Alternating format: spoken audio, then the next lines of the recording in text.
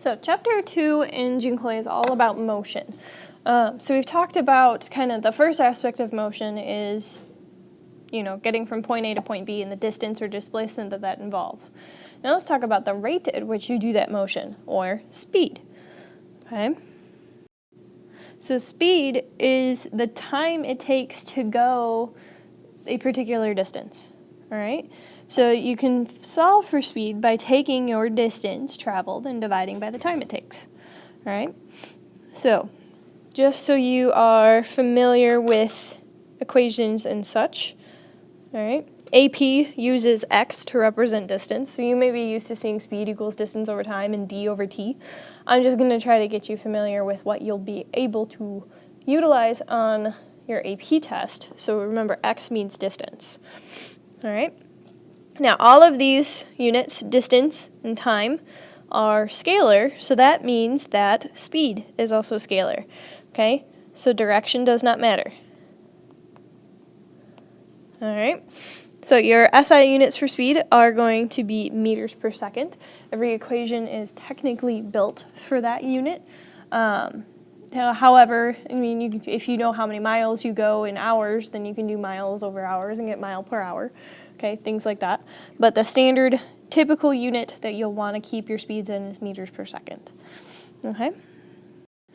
So, another thing AP loves to do is make you rearrange equations. This should be an easy one to rearrange. So speed equals x over t. So to solve for x, you'd multiply both sides by t. So that's going to be speed times time. And then if you wanted to solve for t, you actually start out the same way, multiply both sides by t, and then you have st equals x, and then you divide both sides by s, and t equals your distance divided by your speed. Okay? So, just to, again, at this level, things are easy, but as we get into more complicated equations, the sooner you start practicing and getting a handle on it with the easy stuff, the easier the harder stuff will be. Okay, and then this is a method for problem solving. I know with a 3-variable equation like this, it's pretty easy to keep track of your numbers, but we will get into some pretty complicated equations, all right? And I want you to get into the habit, at a very minimum, ISU, but really the L, in my opinion, actually really helps organize and can help you if you've got a long list of equations to choose from. If you list out what you know, you might be able to look and find the equation that matches that information. But what this is, and what I want to see you doing when you practice things, when you take a quiz, things like that, is doing LESU. List your known information.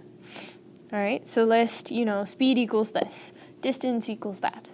All right, then in a separate step, you're going to write out your equation. All right, if you're solving for speed, it might be speed s equals x over t. All right, so this is the variables only, no numbers yet. All right, if you need to rearrange it, rearrange it.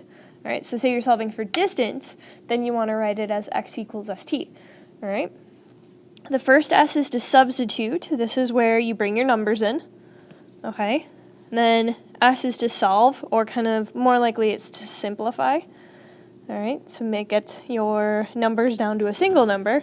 And then last one, and probably one of the most important ones, and most forgotten things, is your units. All right, units will count for points in here. All right, so if you leave those off, you are going to be losing points. So to show you how to use the speed equation and also show you what LESU looks like, let's do this sample problem. So the slowest animal ever discovered is the Red Sea crab. It travels at an average speed of 5.7 kilometers per year. How long would this take the crab to travel 100 kilometers? Okay, so your first step is to list your known information. So in this case, we know speed is 5.7 kilometers. All right, and then how long would it take this crab to travel 100 kilometers, which means we want to know how long it'll take to go this particular distance. All right, so time is our question mark. Okay, so there's our knowns and our unknown. Rewrite. Now you want to write and rearrange your equation. So we are dealing with x speed equals distance over time. If we rearrange that for time, it's going to be distance over speed. Okay? All right, so there's our equation. Now you substitute what we know where it belongs. All right, so we're going to have t equals 100 over 5.7. All right, there's our. And then from there, we actually get that down to a single number. So we know that t equals 17.54, right? Because 100 divided by 5.7 is 17.54. And then our last one is to write the units. All right, this one doesn't necessarily have to be its own separate step. It's, you can just add it on to the end of s, or you can actually rewrite it again and write 17.5 years, circle it, and then that way it's real clear what your final answer is.